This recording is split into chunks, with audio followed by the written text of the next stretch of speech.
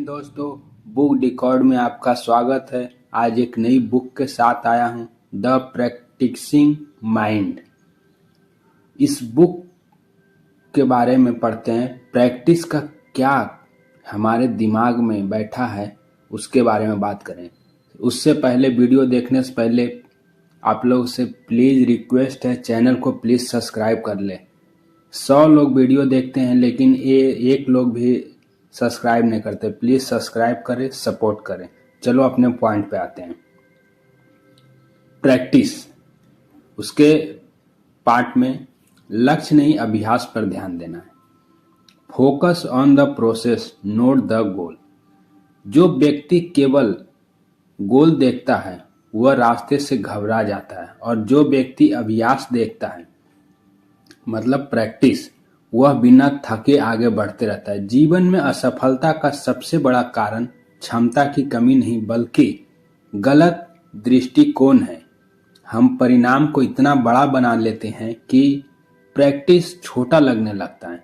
यही भूल हमें थका देती है, निराश कर देती है और अंत में रोक देती है।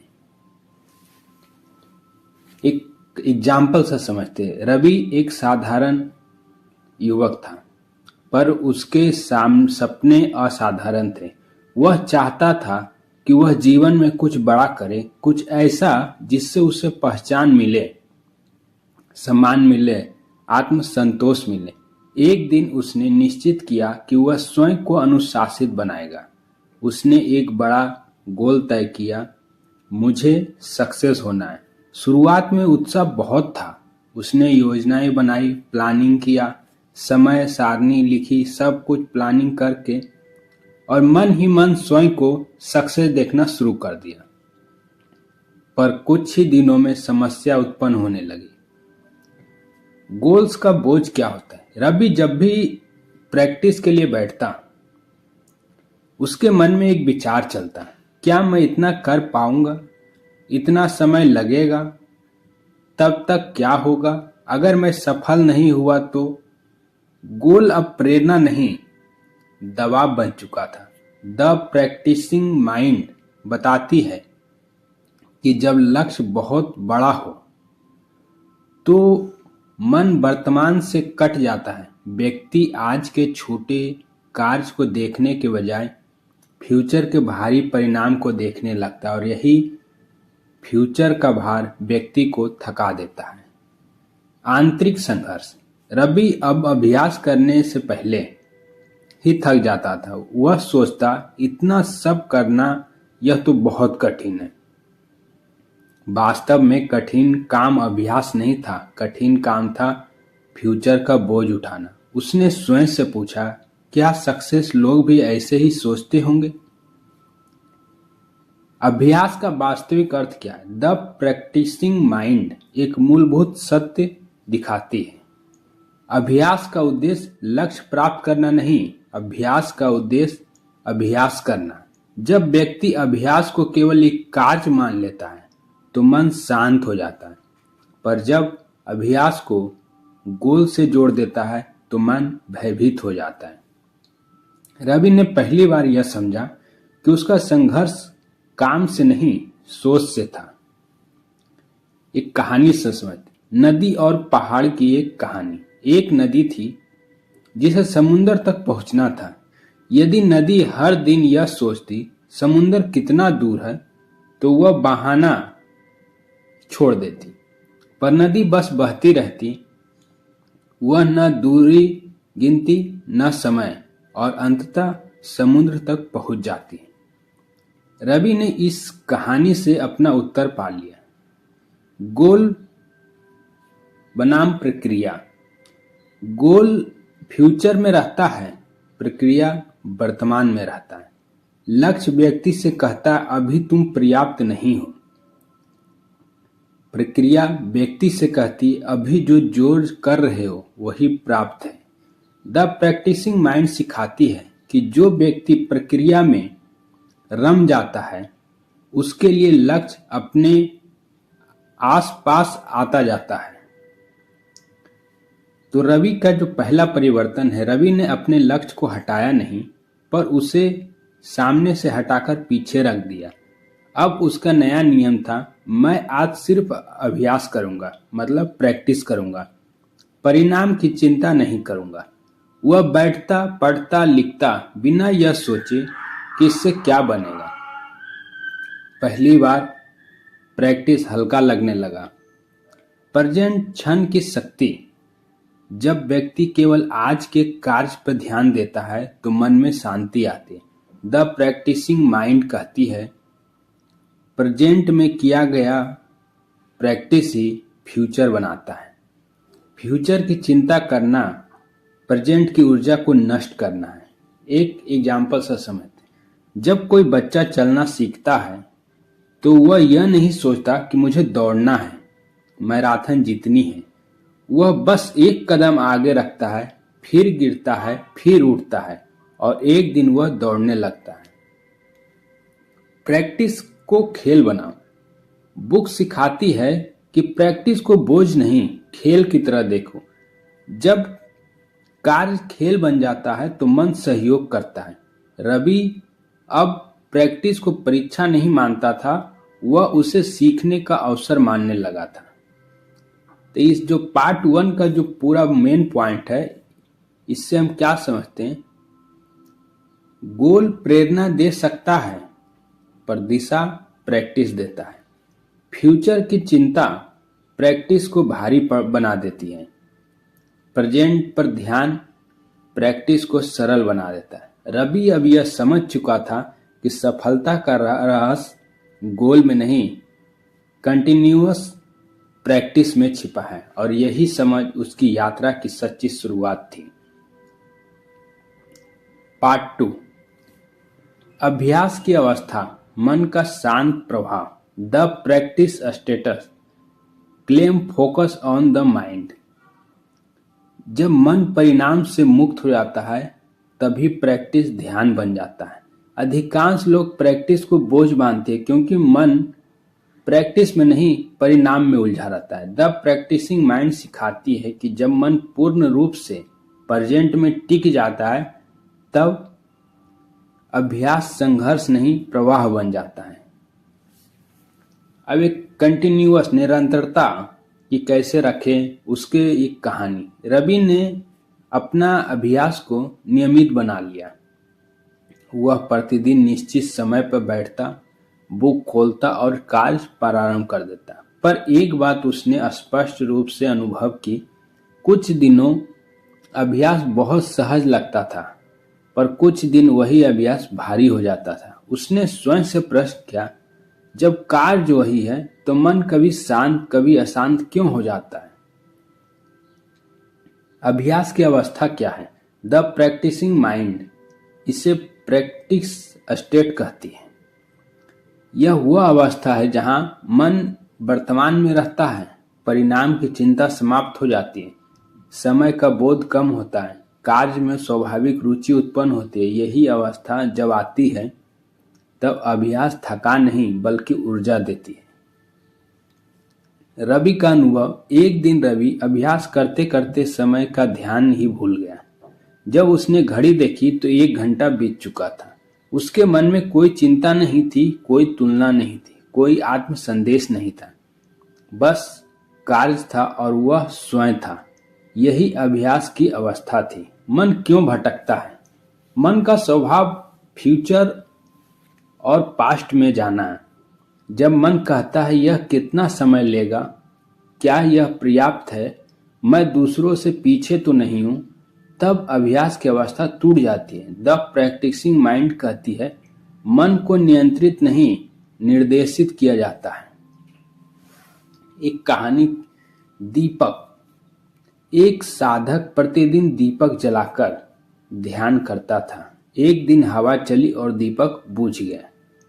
साधक ने क्रोध नहीं किया, उसने बस दीपक फिर से जला दिया। अभ्यास भी ऐसा ही है। मन भटकेगा पर हमें बस उसे शांति पूर्वक वापस लाना है। अभ्यास को सरल कैसे बना सकते हैं? रवि ने 3 नियम अपनाए। छोटा समय, लंबे समय के बजाय निश्चित समय। सेकंड, एक कार्य, एक समय में एक ही काम। थर्ड, कोई अपेक्षा नहीं, बस करना है। इन नियमों को मन में सुरक्षा का अनुभव हुआ। अभ्यास में आनंद। जब अभ्यास की अवस्था आती है तो व्यक्ति कार्य से लड़ता नहीं। द प्रैक्टिस माइंड सिखाती है कि आनंद परिणाम से नहीं, संलग्नता से आता है। रवि अब अभ्यास को कर्तव्य नहीं, अनुभव मानने लगा था। अभ्यास बनाम मेहनत। मेहनत में तनाव होता है, अभ्यास में सहजता है। मेहनत में मन दबाव में होता है, अभ्यास में मन सहयोगी होता है। जब अभ्यास सही अवस्था में किया जाए तो कम समय में अधिक प्रगति होती है। साधारण उदाहरण, जब कोई संगीतकार रियाज करता है तो वह हर सुर को हिसाब नहीं लगाता, वह बस सुर में बहता है और वही बहाव उसे श्रेष्ठ बनाता है। अभ्यास की अवस्थाएं बनाए रखने के लिए अभ्यास से पहले मन को शांत करो। आरंभ को सरल बनाओ, बीच बीच में स्वयं को मत आको। मन भटके तो डांटो मत, लौटाओ।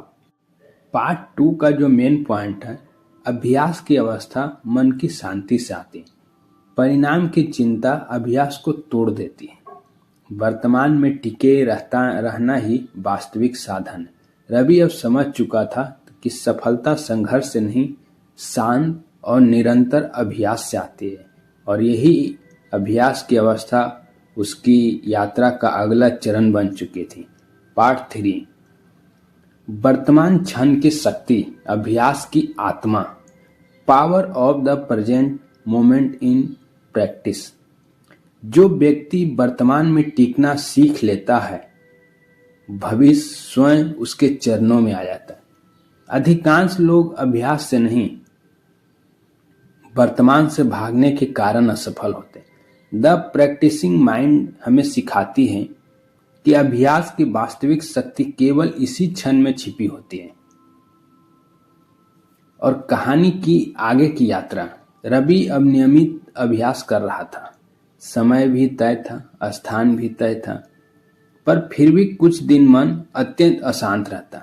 वह पढ़ता हुआ सोचने लगता, इतना सब करना है, इतना समय कैसे निकलेगा। जैसे ही यह विचार आता, अभ्यास बोझ बन जाता है। रवि ने समझा कि समस्या अभ्यास में नहीं है, क्षण से बाहर चले जाने में है। वर्तमान क्षण क्या है? प्रेजेंट क्षण वही है जो अभी किया जा रहा है, न बीता हुआ कल, न आने वाला कल। द प्रैक्टिसिंग माइंड कहती है, मन एक समय में केवल एक क्षण में शांत रह सकता है। जैसे ही मन भविष्य में जाता है, अशांति उत्पन्न होती है। पत्थर ढोने वाले मजदूर की कहानी समझते हैं। एक व्यक्ति पहाड़ से पत्थर ढोता था। जब उससे पूछा गया, क्या तुम्हें यह काम कठिन नहीं लगता? उसने कहा, यदि मैं पूरे पहाड़ के बारे में सोचूं तो काम असंभव लगे। मैं बस एक पत्थर उठाता हूं। यही वर्तमान क्षण की शक्ति है। भविष्य की चिंता क्यों भारी लगने लगती है? भविष्य अभी अस्तित्व में नहीं होता, फिर भी मन उसे बोझ बना लेता है। रवि जब सोचता है अभी बहुत दूर जाना है तो अभ्यास रुक जाता है, पर जब वह सोचता है अभी बस यह पाठ पढ़ना है तो मन शांत रहता है। रवि का अभ्यास में परिवर्तन हो गया। अब रवि एक नया नियम अपनाया, मैं केवल प्रेजेंट कार्य पर ध्यान दूंगा। वह समय नहीं गिनता, प्रगति नहीं मापता, वह बस करता, और आश्चर्यजनक रूप से प्रगति अपने आप होने लगी। वर्तमान में रहने की क्या क्या कला है? द प्रैक्टिसिंग माइंड सिखाती है, वर्तमान में रहना कोई जादू नहीं, एक अभ्यास है। मन भटकेगा पर उसे बार बार लौटाना ही साधन है। एक तीर अंदाज की कहानी से समझते। एक तीर अंदाज गोल पर ध्यान लगाता है, पर तीर छोड़ते समय वह परिणाम नहीं सोचता। वह बस क्षण में होता है और वही तीर लक्ष्य भेदता है। वर्तमान बनाम परिणाम। परिणाम फ्यूचर में है, वर्तमान ही एकमात्र सत्य है। जो व्यक्ति परिणाम में उलझता है वह वर्तमान खो देता है, और जो वर्तमान खो देता है वह परिणाम भी खो देता है। अभ्यास में सरलता है। जब अभ्यास वर्तमान में होता है तो मन शांत रहता है, शरीर सहयोग करता है, थकान कम होती है। रवि अब अभ्यास से डरता नहीं था, वह उसे जीने लगा था। वर्तमान में टिके रहने के लिए कार्य को छोटे हिस्सों में बांटो। समय नहीं, कार्य पे ध्यान दो। भटकाव आए तो शांति पूर्वक लौटा, स्वयं से लड़ो मत। तो जो पार्ट 3 का जो मेन पॉइंट है, अभ्यास की शक्ति वर्तमान क्षण में है। भविष्य की चिंता अभ्यास को भारी बना देती है। एक क्षण पर ध्यान पूरी यात्रा बदल देता है। रवि अब समझ चुका था कि सफलता कोई दूर की वस्तु नहीं, बल्कि वर्तमान में किया गया अभ्यास ही है, और यही समझ उसे और अधिक स्थिर बना रही थी। पार्ट 4, पूर्णतावाद सबसे बड़ा शत्रु। Perfectionism the hidden enemy. पूर्ण बनने की इच्छा से अनगिनत लोगों को शुरू करने से ही रोक देता है। मनुष्य सोचता है कि जब तक मैं पूरा उस श्रेष्ठ बनाएगी, पर वास्तव में वही पूर्णता उसकी प्रगति का सबसे बड़ा अवरोध बन जाता है। एक कहानी निरंतरता या लगातार की कहानी समझते। रवि अब अभ्यास में नियमित था, पर एक समस्या धीरे धीरे सामने आने लगी।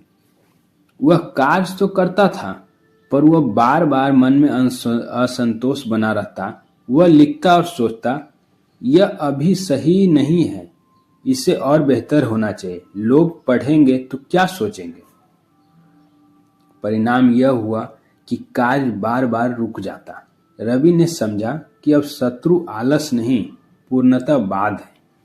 पूर्णतावाद का वास्तविक स्वरूप क्या है? पूर्णतावाद बाहर से अच्छा दिखता है, पर भीतर भय छिपाए रहता है।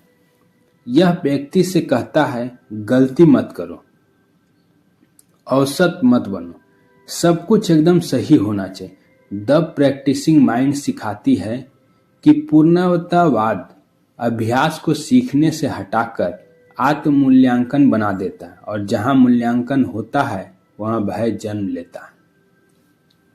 एक कुम्हार की कहानी समझ। एक कुम्हार हर घड़े को पूर्ण बनाने की कोशिश करता है।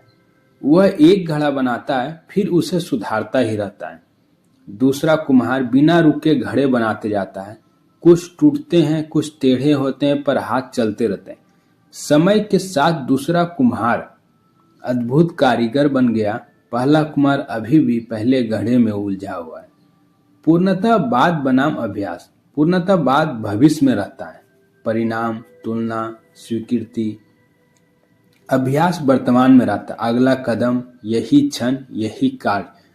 पूर्णतावाद कहता है, पहले सर्वश्रेष्ठ बनो, पहले सबसे महान, सबसे बड़ा आदमी बनो। अभ्यास कहता है, पहले निरंतर बनो, डेली चलो, डेली काम करो, जो भी करना। रवि का आंतरिक निर्णय। रवि ने स्वयं से कहा, क्या मैं गुणवत्ता को छोड़ नहीं रहा, पर पूर्णता की शर्त हटा रहा हूं। अब वह कार्य करता है बिना बार बार रुके। गलती होती है तो उसे स्वीकार करता है, और आश्चर्यजनक रूप से प्रगति तेज हो गई। गलती का सही अर्थ क्या है? द प्रैक्टिसिंग माइंड बताती है, गलती असफलता से नहीं, सूचना है। जो व्यक्ति गलती से डरता है वह सीखने से डरता है, और जो सीखने से डरता है वह अभ्यास से दूर हो जाता है। बीज और वृक्ष की कथा समझते हैं। एक बीज मिट्टी में गिरते ही वृक्ष बनने की चिंता नहीं करता, वह बस अंकुरित होता है। पूर्णता की चिंता वृक्ष करता है तो वह कभी उगता ही नहीं। पूर्णतावाद में मानसिक प्रभाव। पूर्णतावाद व्यक्ति को हमेशा अपर्याप्त होने का अनुभव कराता है। इससे आत्मविश्वास घटता है, अभ्यास में आनंद समाप्त होता है, निरंतरता टूट जाती है। द प्रैक्टिसिंग माइंड कहती है, अभ्यास आनंद से ही सब फलता है। पूर्णतः बाद से मुक्ति कैसे पा सकते हैं? अपूर्णता को स्वीकार करो, पहले पूरा करो फिर सुधारो, गलती को सीख मानो, हर प्रयास को परीक्षा मत बनाओ। तो पार्ट 4 का जो पूरा मेन पॉइंट है, पूर्णतः बात सुनने में श्रेष्ठ लगता है पर वास्तविक में वह प्रगति का शत्रु है। जो व्यक्ति अपूर्णता के साथ आगे बढ़ता है वही अभ्यास में स्थिर रहता है। रवि अब समझ चुका था कि पूर्णता नहीं, निरंतरता ही सफलता की कुंजी है, और यही समझ गया उसकी यात्रा को और अधिक मजबूत बना रही थी। पार्ट 5, छोटे कदम बड़ी प्रगति, स्मॉल स्टेप बिग प्रोसेस।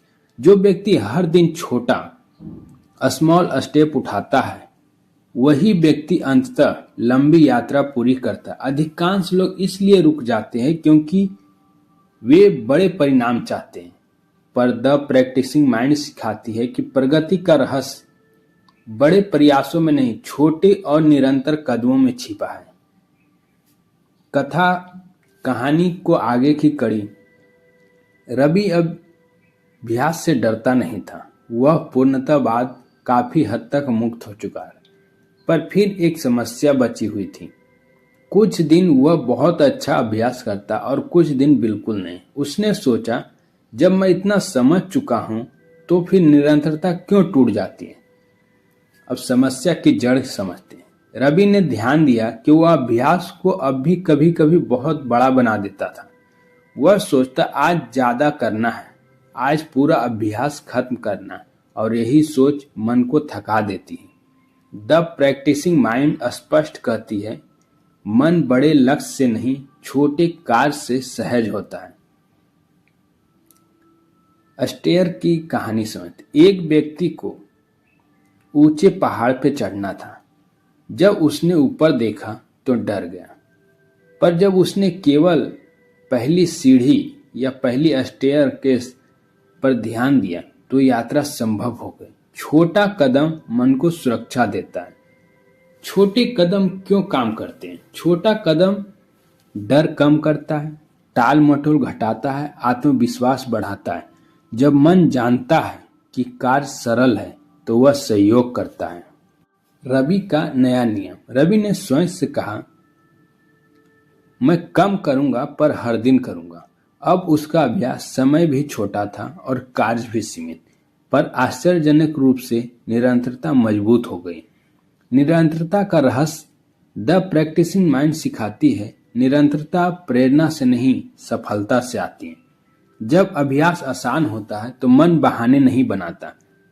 कछुआ और बंदूक की कहानी समझते। एक पत्थर पर रोज एक बूंद गिरती रही। पत्थर कठोर था पर बूंद निरंतर थी। समय के साथ पत्थर में छेद हो गया। छोटा पर निरंतर प्रयास अपारजयी होता है। आदत बनाम संघर्ष। जब अभ्यास छोटा होता है तो वह आदत बन जाता है, और आदत में इच्छा शक्ति कम लगती है, संघर्ष कम होता है, प्रगति स्वाभाविक होता है। रवि अब अभ्यास को अपने जीवन को स्वाभाविक भाग मानने लगा था। धीमी पर अस्थिर प्रगति। रवि ने देखा, भले ही प्रगति धीमी थी पर वह रुक नहीं रही थी। पहले वह तेज शुरू करता है और रुक जाता था, अब धीरे चलता है पर चलता रहता था। बड़े परिणाम कैसे बनते हैं? द प्रैक्टिसिंग माइंड का स्पष्ट उत्तर है, बड़े परिणाम छोटे कदमों का योग होते हैं। हर दिन का छोटा अभ्यास एक दिन बड़ा रूप ले लेता है। छोटे कदम अपनाने के क्या फॉर्मूला? अभ्यास को इतना छोटा बनाओ कि टाल न सको। हर दिन करने पर ध्यान दो, मात्रा पर नहीं। अभ्यास को आसान और सुरक्षित बनाओ। एक दिन की सफलता को ही पर्याप्त मानो। तो पार्ट 5 में हमने सीखा, बड़ा सोचो पर छोटा करो। निरंतरता सरलता से आती है, छोटे कदम ही बड़ी जीत बनाते हैं। रवि अब यह समझ चुका था कि सफलता कोई छलांग नहीं है, बल्कि रोज उठाया गया छोटा कदम, और यही समय उसे धीरे धीरे पर निश्चित रूप से उसके लक्ष्य की ओर ले जा रही थी। पार्ट 6, धैर्य, समय का सही उपयोग, patience mastering of mastering the use of time. वास्तविकता प्रगति का रहस्य धैर्य में छिपा हुआ है, जिसमें समय और प्रक्रिया दोनों का सम्मान होता है। अधिकांश लोग असफल होते हैं क्योंकि वे परिणाम चाहते हैं पर धैर्य खो बैठते हैं। द प्रैक्टिसिंग माइंड सिखाती है कि समय का सही उपयोग और धैर्य ही अभ्यास की आत्मा है। कहानी की शुरुआत। रवि अब अभ्यास की प्रक्रिया समझ चुका था। वह वर्तमान में टीकना सीख चुका था, पूर्णवाद से मुक्त हो चुका था और छोटे कदम उठाता था। परंतु एक नई चुनौती सामने आई, धैर्य बनाए रखने का। जब कभी परिणाम तुरंत नहीं दिखते तो मन बेचैन हो जाता है। रवि ने अनुभव किया कि उसकी प्रेरणा कम होती है और अभ्यास रुका नहीं पर धीमा पड़ गया है। धैर्य का महत्व क्या है? द प्रैक्टिसिंग माइंड कहती है, अभ्यास का उद्देश्य परिणाम नहीं, निरंतरता है। धैर्य वह कला है जो मन को कहती है, तू अभी छोटा कदम उठा, फल बाद में आएगा। जब मन धैर्य खो देता है तो वह बार बार परिणाम की चिंता करता है, जो अभ्यास की गति को धीमा कर देता है। वृक्ष, पेड़ और किसान की कहानी समझते। एक किसान रोज अपने खेत में बीज बोता। वह जानता था कि पौधा उगने में समय लगेगा। वह जल्दबाज नहीं हुआ। हर दिन वह केवल बीज को पानी और देखभाल देता रहा। कुछ महीने बाद पौधा अंकुरित हुआ और फिर धीरे धीरे होकर फल देने लगा। धैर्य और निरंतरता के बिना किसान और पौधा दोनों असफल रहते। समय का सही उपयोग। रवि ने समझा कि समय का प्रबंधन केवल घंटों मिनटों में नहीं बल्कि अभ्यास की गुणवत्ता और निरंतरता में है। द प्रैक्टिसिंग माइंड सिखाती है, छोटे नियमित अभ्यास समय को मूल्यवान बनाते हैं। जो व्यक्ति जल्दबाज होता है वह या तो जल्दी थक जाता है या अधूरा कार्य छोड़ देता है। रवि का आंतरिक बदलाव क्या हुआ? रवि ने अभ्यास के लिए नए नियम बनाए। नियमित समय पर अभ्यास, हर दिन थोड़ी यात्रा, परिणाम की चिंता न करना। अब उसका मन शांत था। वह जानता था कि अभ्यास और धैर्य दोनों मिलकर सफलता की नींव रखते हैं। छोटी प्रगति, बड़ा प्रभाव। द प्रैक्टिसिंग माइंड स्पष्ट कहती है, धीरे धीरे की गई निरंतर प्रगति ही अस्थायी होती है। रवि ने अनुभव किया, कुछ सप्ताह तक छोटे कदमों के अभ्यास ने उसके मन, हाथ और बुद्धि को मजबूत कर दिया।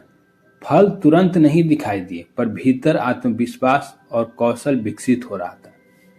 पहाड़ चढ़ने वाले की कहानी। एक पर्वतारोही ने एक विशाल पर्वत पर चढ़ना शुरू किया। वह जानता था कि एक दिन पूरा पर्वत तय नहीं होगा। वह हर दिन एक निश्चित दूरी तय करता रहा। धीरे धीरे कुछ महीनों में उसने शिखर पर पहुंचकर विजय प्राप्त की। यदि वह जल्दबाज होता तो शुरुआत में ही थककर हार जाता है। धैर्य और अभ्यास का क्या संबंध है? धैर्य मन को स्थिर रखता है। अभ्यास कौशल और अनुभव को विकसित करता है। दोनों मिलकर परिणाम की दिशा तय करते हैं। जब धैर्य और अभ्यास साथ रहते हैं तो मन में भय, चिंता और अधीरता नहीं रहती। रवि का अनुभव था। रवि अब यह समझ चुका था कि प्रगति का रहस्य तेजी में नहीं, निरंतरता और धैर्य में है। वह अब अपने अगले अभ्यास में संतुलन बनाकर सक्रियता और शांति दोनों का अनुभव करता था। धैर्य बनाए रखने का क्या फर्क? छोटे नियमित अभ्यास, क्वांटिटी नहीं, कंसिस्टेंसी। फल की चिंता न करें, परिणाम समय पर आएगा। मन को वर्तमान में टिकाना, वर्तमान में ही अभ्यास का आधार। असफलता का सीख मानना, समय और धैर्य दोनों का सम्मान।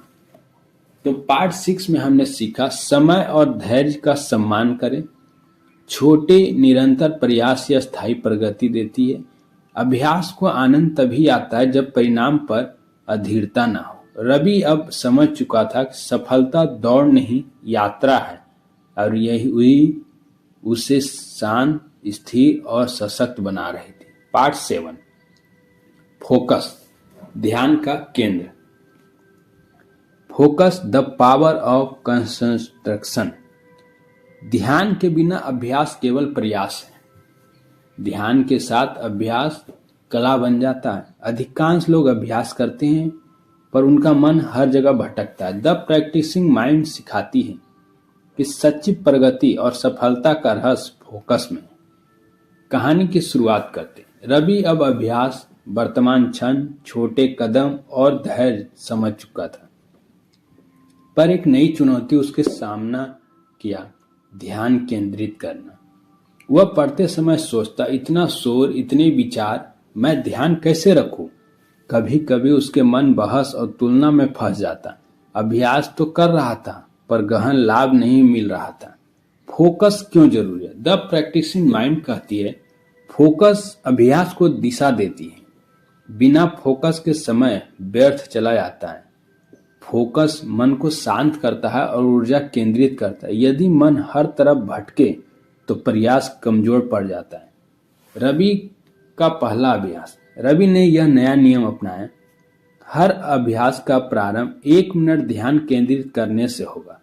वह आंखें बंद करता, सांसों पर ध्यान देता और धीरे धीरे मन को केवल वर्तमान कार्य पे केंद्रित करता। पहले कुछ मिनट मुश्किल थे, मन बार बार भटकता, पर रवि धैर्य बनाए रखा। ध्यान करने की प्रक्रिया। शांत वातावरण, कम शोर और व्यवस्था, सांसों पर ध्यान, वर्तमान क्षण में वापसी। कार्य को छोटे हिस्सों में बांटना, मन सहज रहता है। भटकाव आने पर धीरे धीरे लौटाना, कभी दबाव नहीं। कहानी अब समझते हैं धनुधरी का एग्जाम्पल से। एक धनुधरी लक्ष्य पर ध्यान लगाकर तीर छोड़ता है। वह तीर छोड़ने से पहले सभी ध्यान केंद्रित करता है। यदि मन किसी अन्य विचार में होता तो तीर लक्ष्य को नहीं भेदता। रवि ने इसे अपनी अभ्यास में लागू किया। हर कार्य एक लक्ष्य और एक तीर की तरह बना। फोकस और परिणाम को समझ। द प्रैक्टिसिंग माइंड बताती है, फोकस का मतलब केवल कार्य करना नहीं, पूर्णता और गुणवत्ता से करना। जब मन केंद्रित होता है तो सीखने की क्षमता बढ़ती है, गलती कम होती है और प्रगति तेज होती है। रवि ने बदलाव किया। रवि ने अनुभव किया कि अब पढ़ते समय वह शब्दों को बेहतर समझ पा रहा है। लिखते समय विचार स्पष्ट थे। धीरे धीरे अभ्यास अधिक प्रगति और सहज हो गया। मन अब उलझन और बेचैनी में नहीं था। हर कदम निश्चित और सुरक्षित था। फोकस बनाए रखने के लिए क्या कर सकते हैं? विचारों को स्वीकार करो, पर उन्हें पकड़ो मत। मन को बार बार वर्तमान में लौटाओ। छोटे निरंतर अभ्यास से केंद्रित बनो। परिणाम से ध्यान हटाओ, केवल प्रक्रिया पर ध्यान दो। एक नाविक की कहानी समझते। एक नाविक समुद्र में तैरते हुए अपनी दिशा निर्देश को देखता। अगर वह समुद्र की लहरों पर ध्यान देगा तो नाव नहीं भटक जाएगी, लेकिन अगर वह केवल दिशा और गति पर ध्यान देगा तो वह लक्ष्य तक पहुंच जाएगा। इसी तरह रवि ने अभ्यास में फोकस को अपनाया। पार्ट 7 में हमने सीखा, अभ्यास केवल तभी मूल्यवान है जब फोकस हो। मन को वर्तमान कार्य पर केंद्रित रखना आवश्यक है। फोकस अभ्यास की ऊर्जा को दिशा देता है और परिणाम को तेज बनाता है। रवि अब समझ चुका था कि सफलता केवल समय और प्रयास में नहीं, बल्कि फोकस और सतत अभ्यास से बनती है। और यही समझ उसे अगले चरण की ओर ले जा रही थी, जहां अभ्यास और जीवन के प्रत्येक क्षण पूर्णतः संतुलन और ध्यान से भरा हुआ है। पार्ट 8, मन की शक्ति, मानसिक दृढ़ता, माइंड पावर रिजिलायंस। सच्ची शक्ति केवल बाहरी मेहनत में नहीं, मन की दृढ़ता और स्थिरता में छिपी है। अधिकांश लोग कठिनाइयों के सामने टूट जाते हैं। द प्रैक्टिसिंग माइंड सिखाती है कि मन की शक्ति, माइंड की पावर और मानसिक दृढ़ता ही अस्थायी सफलता का आधार है। कहानी की आगे की यात्रा। रवि अब अभ्यास, वर्तमान क्षण, छोटे कदम, धैर्य, फोकस समझ चुका था, पर अभ्यास में नई चुनौती आई।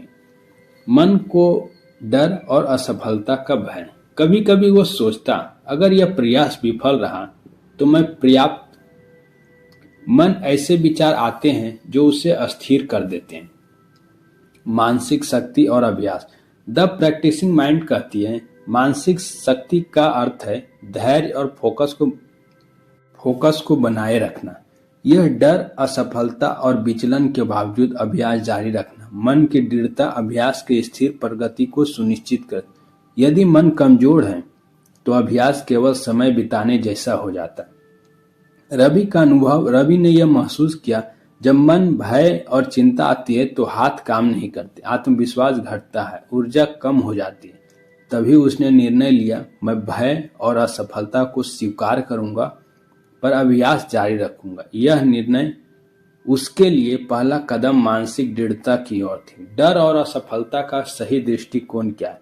द प्रैक्टिसिंग माइंड बताती है, गलतियां और असफलता शिक्षक है। जो व्यक्ति इन्हें सीखने के अवसर में के स्वीकार करता है वो मजबूत बनता है। रवि ने अपनी हर गलती को निराश नहीं बल्कि अनुभव किया। पत्थर और नदी की कहानी समझते। नदी हमेशा अपने रास्ते में आने वाले पत्थरों को पार करती है। वह न क्रोधित होती है न हार मानती है। हर बाधा को पार कर नदी अपने लक्ष्य की ओर बढ़ती है।